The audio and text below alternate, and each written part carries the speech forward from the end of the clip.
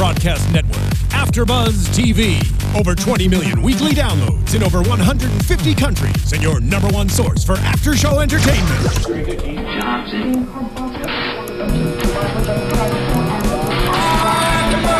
AFTERBUZZ TV, the destination for TV superfans. Producing aftershows for over 300 of your favorite TV shows. Interviewing celebrities and showrunners. And bringing you behind-the-scenes exclusives. All thanks to E! Entertainment's Maria Menounos, producer Kevin Undergaro, and internet leader Akamai. Now, let the buzz begin!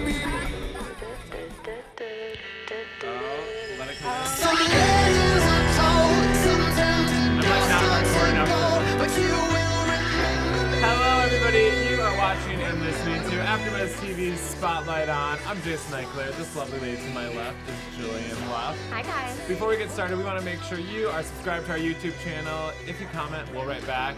And if you're listening on iTunes or SoundCloud, welcome. If you want to participate in the conversation tonight, we're using the hashtag Spotlight On because we've got a very special guest today. From Nickelodeon's Liv and Maddie. From Disney. Nickelodeon. Oh my God. Oh I'm my getting God. fired. Wait, did I get a new job? Am I going to be on I'm Nickelodeon? getting fired. Am I on the Thundermans now? You know what, honestly, this is Jessica Marie Garcia. Save it. Hello. Save the interview, Jillian. We're good. It's going to be good.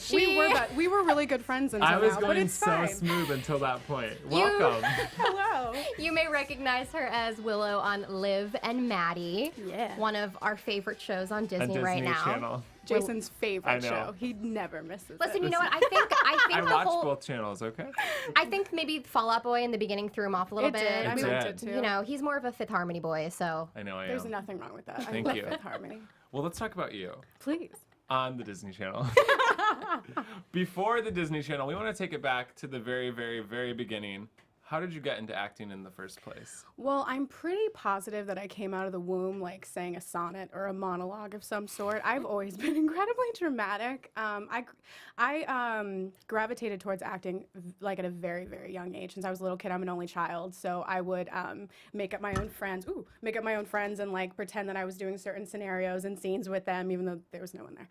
So I've always kind of been interested in that. And I started in middle school. I did my very first play, A Midsummer Night's Dream. I was very good. I was a fairy. I had one line. I stole the show. I think it was I will or I shall. I think it was just yes. Nailed it. I You did. nailed it. But after that, I told my mom from the very beginning that I wanted to act. And as soon as I told her that, she was like, well, if you want to be an actress, you have to be the best. So she would bombard me with movies. And I remember watching Gone with the Wind and Ben-Hur in one night. And she was like, if you want to see the good actors, you're going to see good actors. So I grew up watching them and always wanting to be them. I watched Funny Girl with Barbra Streisand. I was like, I can do that. I'm going to do that. And I've not stopped since. So speaking of TV and movies, Yeah. Was there one person that specifically inspired you when you were younger? Old school. Elizabeth Taylor is like my moon goddess. Like I have a portrait of her in my room. She passed away on my birthday, so I feel like we're kindred in a certain way. Like I've always been obsessed with her. Meryl Streep, Vivian Leigh, those types of old school actresses. That's what I've aspired to be, really. That's cool. Yeah. Love it. So you grew up in Florida. When did you first move to LA to sort of Right break out of in? high school. Okay. I literally, right out of high school, I got in my car and didn't stop driving and have not looked back since. Was this something that your family had always supported? It's been me and my mom forever, and she's always been my number one fan. Growing up, she was a dancer, and she always wanted to do it and just never really thought that she had what it took to really do it, even though she did. And so she's always inspired me and supported me to do what I wanted to do. And I've been so lucky in that way. And it's been a real blessing, especially with her support. I feel like your story is rare because there's so many people that move to LA to become actresses and then end up being waitresses and move back home. And I did that. I waited tables for 10 years. Tell us, what do you think was like the hardest part about breaking into the industry? Really taking the jump and doing it. I think that I could have very easily still been waiting tables right now. I was working on Liv and Maddie and working on The Middle and waiting tables simultaneously. And I really had to like look in myself and be like, if this is what I want to do, I got to jump. Yeah. And that's what I did. I was like, you're going to have to sink or swim. And I chose to swim. What was the first thing that you booked? The first thing was Was a movie, it was about 6 years ago now. It was called Los Angeles, and it was with a few other Latino actors that are actually, making a name for themselves right now, but it was a really small movie about a car wash, and that was a lot of fun. But I would say the first thing that really spoke to me and hit me was Huge, which I did for ABC Family, which I'm not sure if you all saw, but it was an incredible show that 2010-ish? 2010. Yes. I remember. Ages ago. Who even knows 2010 anymore? I do, girl. I Oh, do. good. That was a good year for movies. It was. So talk to us about auditioning for Liv and Maddie. What was the process like? Well, I got the character, and her name was originally Princess. So Oh. I was like, if you're going to let me be a Disney princess, like, I'm going to be a Disney princess. And they didn't have, they just said that she was tough and she was, really honest, and she had a heart, but that she was mostly, like a tough athlete. And when I got it, the scene was, which is a scene that follows me everywhere I go, which was on the first episode where I come out with Joey, and he's by his locker, and I'm just like, that's a really cool sandwich you're eating. And he's like, I'm not eating a sandwich. And I'm like, yeah, I know, but when I practiced this, it was at lunch. So it was like this big moment between him and I when you finally realize that I'm like in love with him. And that was the scene that I auditioned with. And John Beck and Ron Hart from Oops Donuts, who are the showrunners, they told me, they were like, this was never going to be in the show. This was just your audition. We were never planning on actually putting this in the show, but we loved the way you did it so much that we kept it, and that's always meant the world to me. And then they changed the character to Willow, and I love Willow, but I was like, man, I was so close to being a Disney princess. Like, what is going on? But There's still a right? chance. There is still a chance. Hello. Hi, Disney. Make me a princess. Make me a princess. I look great with a crown. Yeah, you do. Thank you. You're rocking that. Thank you. So speaking of Willow and her adorable one-sided love interest, Joey. What? I don't know. What side? Not even a little? I mean, I He think might he's. reciprocate eventually. He's playing hard to get. That's I'm fine. really crossing my fingers for you two. Thank you. But I know that the fans really love Jillo as a do. couple, and they totally ship you guys. I was more curious, and we're gonna get a little personal here. Okay. It's a little bit weird that you like your friend's brother. So have you ever been in a situation like that? Because I always felt like I could never make a move because they were my friend's brother. Oh yeah, that's so funny that you brought that up. One of my really good friends, Tiffany, I had the biggest crush on her older brother, Jamie, and I never told her anything ever. Oh man, I guess I kind of just did now. Hi, Tiff and Jamie's what? But no, I've always been boy crazy. Like I've always had like little crushes on like classmates or whatever. So I would, and I have notebooks with many people's names in them. But I think with Joey, I think he's gonna come around. I really do. I don't think it's so one-sided. Why are you hating? I'm not hating. so hating. I think that She's just keeping it real. No, I understand. No, I think that I admire your character because you know what you want. Absolutely. And I feel like more women out there should go for Why it like not? you do. Men don't know what they want. You just got to show it to them. You have to show it. Yeah, exactly. Or take it from them. Whatever. Listen, I'm really Either way. hoping. Either way. You're Listen, hoping? this season, Jillo, I'm going to get you in a Jillo shirt. 2015. They exist. They have Jillo Oh, shirts? We made one for the show. Why and didn't you we've bring been, us Jillo shirts? You know what? Because they didn't say Nickelodeon on them. Oh. Ouch! Burn, Jason! Burn! Hit me while I'm down. Just kidding. Well, my name is Jill, and I do Yes. say oh a lot. Oh. Get me a shirt. You We should. can rock be it. Jillo. We We don't even need Joey Okay. There we go, girl. together. Okay, I'll fine. get you a flash tag. I'll just be right over here Ooh. watching. I love it. Oh, I'm sorry. We're Yeah, having a don't moment. even worry. Okay, Don't so even worry it's about fine. me. Okay, I want to know. Tell us some funny moments that happen behind the scenes because it always looks like you guys are having such a blast on set. We really are. Like, I tell people all the time, I'm waiting for Disney to realize that we're not working. Like, we just constantly have a blast. Those people are my best friends. Like, I hang out with them outside of work all the time. So we really know, like, each other really well. A few things that happen to me personally is you cannot give me a prop or put anything in my hand that's ever going to work correctly. Like, I will break it, I will lose it, and it always happens in the most embarrassing manner. Like, for example, there's an episode where I'm in a chicken suit and I carry around a giant egg, and I'm asking Artie to the dance because I don't want it to be obvious. I'm gonna want to ask Joey. Right. So the egg opens up and there's like a metal pole that has Artie on it, and it just goes up, and it just never stopped going up. Like, it's only supposed to go up like this, and it's like, Artie, yay, gag over. It was like and then like broke open. Like it was ridiculous, but that's happened. There's an episode coming up where Willow has a drumstick in her hand, not like a yummy chicken drumstick, but like an actual like, cool drumstick. And I learned how to spin it on my own. It wasn't in the script. Like I learned how to spin it. It took me 24 hours. I'm really proud of myself. And if I had one, I'd show you. And so every single time I went to do it, if I wasn't on camera, it was like spinning like crazy. But as soon as the camera came, it was like slow motion. And the whole gag is I'm like, oh yeah, I've been taking drums. And I'm like spinning it and it's like, and I'm just staring at it. So close. The gag reels are hysterical with all the different things that I break or lose. Do you get to improv a lot on the show? A little bit. It really depends. We try to stay true to the writing just because everything is so planned out so perfectly. But Joey specifically does, and everything he makes up just stays because it's amazing. Like if you see him like walking around like doing like a little da da da da da, Joey's the best. Like that's something he came up with, and we've used in almost every single episode. Like he's insanely funny. I love that. Hence, I love him. So since we're talking about specific episodes, I want to take it back a couple weeks. Okay. I actually just watched the Rate a Rooney episode last night, Yay. and I loved the message. God, that I'm so glad. It was just so amazing for women and for girls. How was that? How was shooting that? It was emotional, and I don't think anybody thought it was going to be as deep as it got. When we got the script, I was like, oh, what a great message. Like, this is going to be, really nice and meaningful. And then when we got on set and I was, like, standing there in that position, like, all the memories of ever being picked on as a kid, because everybody has been there, all of those just came rushing back, and I just was like, oh, my gosh, like, this episode, we have a responsibility to make this the best that we can because, I mean, our demographic are girls and boys going through this right now. Right. And I just felt like we had to do it justice and really kind of be, especially Willow, we've never seen her be this vulnerable. And I really wanted girls to know that the tough girl isn't necessarily always the one that's not dealing with something and not the girl that doesn't go home and cry. You know what I mean? No, I was so shocked when they cut to you and you looked gorgeous and you were in a dress and heels, and it was so different for what we had seen of Willow before. It hit home. Yeah. It definitely did. And I know that you got a ton of positive feedback.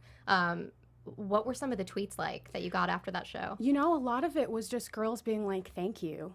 I don't feel like I have to change who I am in order to impress somebody. And that was just like, I get emotional thinking about it now because just to know that there are girls out there and boys out there that feel like they have to change themselves in order to fit a mold that they were so like not supposed to fit in, I always say that when I meet people, their little quirks and, little things that make them them are typically everyone's favorite part of them. So especially as a child, if you feel like you have to cover that up, like it's devastating and it's horrible. And there's no reason why we need to keep showing that image. Like you need to look like this and you need to do this and these are the things that you're supposed to like. I don't think it's fair. And I think that we all are in a position where we can, show kids they don't have to be that and let them be whatever they want. And we could just see what a beautiful generation that will be. Do you feel pressure being on the Disney Channel and approaching topics like this to be a role model for all the kids that are watching? I don't feel pressured, honestly. I feel honored. Really, because I've always, I think coming from the background where I've always been overweight, I've had a unibrow for days. I got to weed whack these things on a daily basis. You look good right now. Thank you. But when I was younger, having thick eyebrows wasn't that in. Yeah. I got made fun of constantly. So as far as being a good role model, I just want to be a friend, really. If I can be there and help somebody through something, why not? I wish that there was someone out there who looked like me on TV when I was younger, who could be the same role model for me. I enjoy it, really. So, speaking of being a role model and, trying to feel things that other people are going through, you recently, amazingly, lost 70 pounds. Thank you look fabulous. Thank you very much. But there was a reason why you lost the weight. So you want to explain to everybody what that reason was? Sure. It hit about 2 years now where I was diagnosed pre-diabetic.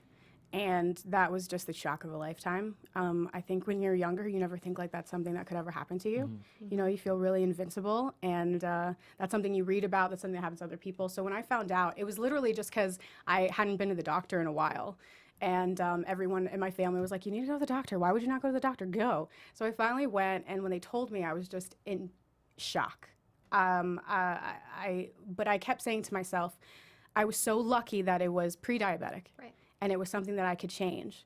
And that also, I'm always the person that's always like, you know, if you got to put up or shut up, you know, Yeah. you got to be either, you know, be strong or like give up. And I always tell people to be strong. So I was like, I got to do it, you know, and I just never looked back. Something like that, obviously, too, is not just like a crash diet. It's No, exercise and no. lifestyle change. Talk to us about the changes that you made. It has to be a lifestyle change. I mean, being overweight my whole life, I've done so many different diets, you know, I've yo-yoed, I've done it all, no sugar, no bread, no whatever. And I realized that neither was healthy or was doing anything for me. Like, you know, you have to be able to make it a lifestyle change.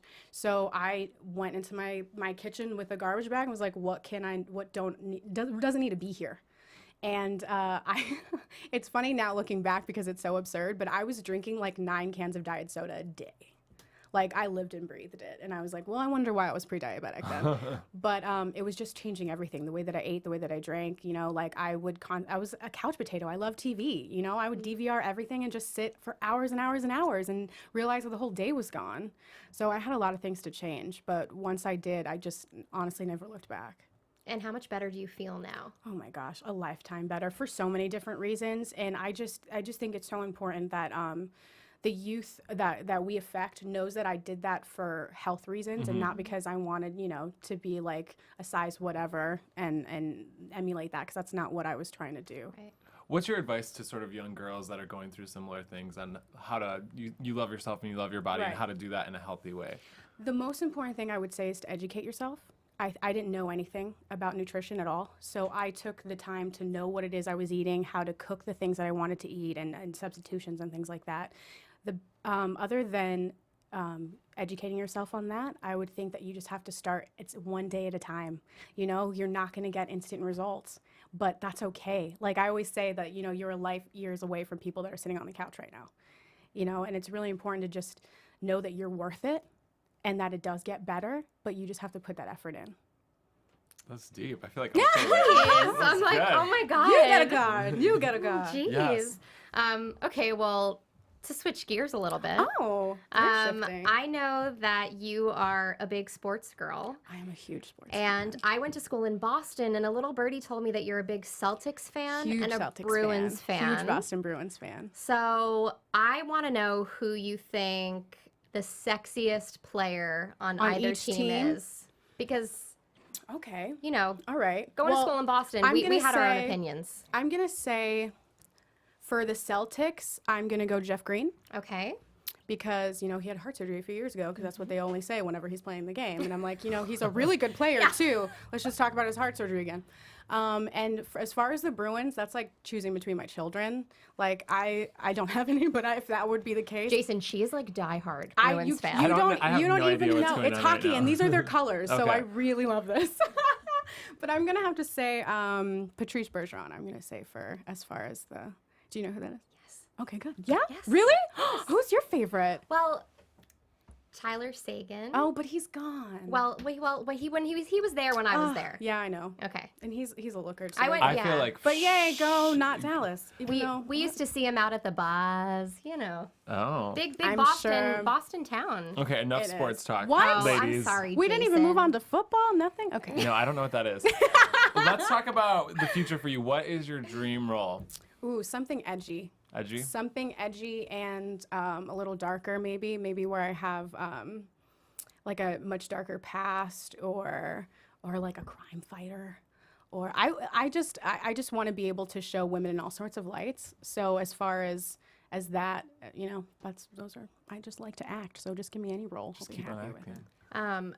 I know that mostly you've done comedy, Yeah. and it got me thinking because a lot of the time people are very vocal about women not being as funny as men. Mm-hmm. What do you think about that? Well, I don't agree because I'm hysterical. I agree. You are Thank hysterical. you. And I will tell anybody.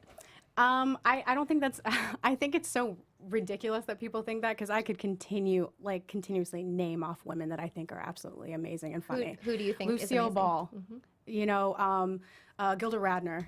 Are you kidding? Like, these are women that have changed the game. And Tina Fey, Amy Poehler, Maya Rudolph. Like, just think about who's on SNL right now on their own. It's upsetting to me, but at the same time, I know that they're wrong. And if I can be someone who can change that, I will, and I plan on it. And I think that women also aren't necessarily given as big of a platform, because it's almost like if you look at a lot of their parts, it's just like, oh, you're the girl 2 or girl 3, and it's always like the guy that's the really funny part, and it's just you're the girlfriend that's nagging all the time. Why are women constantly nagging on commercials and things like that? Doesn't that bother you? Yes. Drives me crazy. Oh. Preach. Sorry, I would. Yeah, okay, we're later gonna see later in the show. Yeah. We'll talk about it. At the end of the show, she's going to give a special sermon. Yeah, with pie charts. I can't wait. We're going to see how funny you are. We're going to play Would You Rather. All right. Are you ready? Yeah. Okay. I'm going to just start out with a good one. Okay. Would you rather have no knees or no elbows?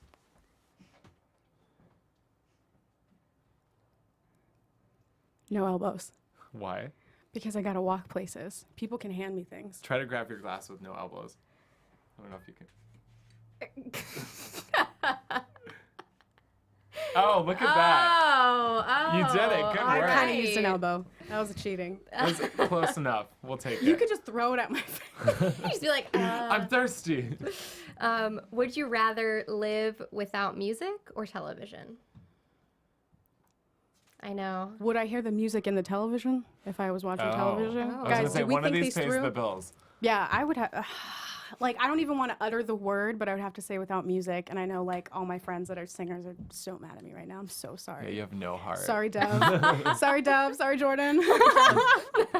Sorry. Okay, would you rather be completely bald or always have hair growing out of your nose? Well, I have hair growing out of my nose. But like continuously? Continuously? Yeah. I would say bald. I'd wear a wig. Fabulous wigs. Yeah. They make great wigs. They do make great wigs. And then I wouldn't have hair to bother. Pfft, no hair. That's true. Would you rather be invisible or be able to read minds? Read minds.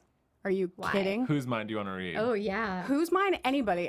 Like, you know how when you're just like, I have this thing where, like, I can, like, talk to you for 5 minutes and I pretty much know everything I want to know about you. Like, can we be friends? I don't know. Like, you know what I mean? Yeah. And then you're like, oh, no, yeah, I can. That. Because, like, you always wonder, like, whenever you're talking to somebody, they'll just, like, look at, like, your ear or, like, your face, and you're like, is there something there? Like, and then you would be able to say that. I like touch my face when I'm like, if somebody has something on their face, I'm like, oh God. See, I would just, like,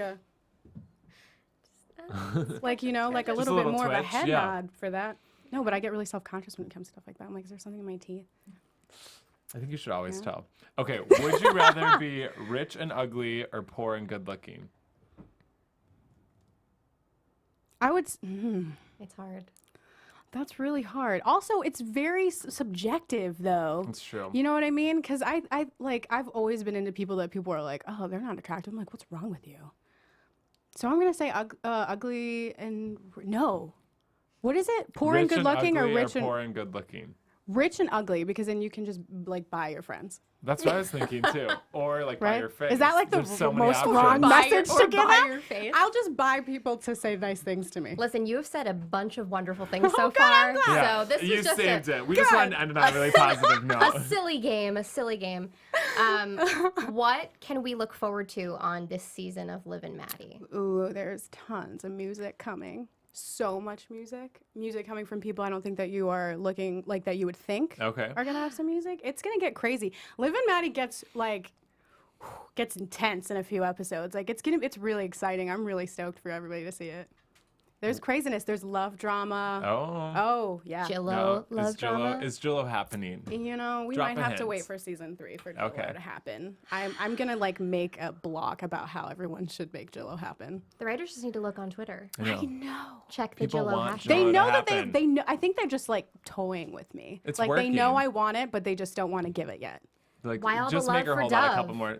Oh. You know? Did you plan that? No, I just, you know, Love for I- Dove. Everyone loves Dove. it's actually Dr. Seuss's 111th birthday today, so Is I it really? banked that in my memory. I was planning that the entire time. That's but, really it, good. but it actually is. He What if would there are have people been. nodding as if they all knew that it was Dr. Seuss's birthday today? I know, I we have know, like, we're a, we have like, like oh, a yeah, crowd totally. here. Really? I- Yeah. Did I you get him a celebrate present? that. Oh What my did you God, get him? yes. Is it in red and white paper? No, then you're nothing.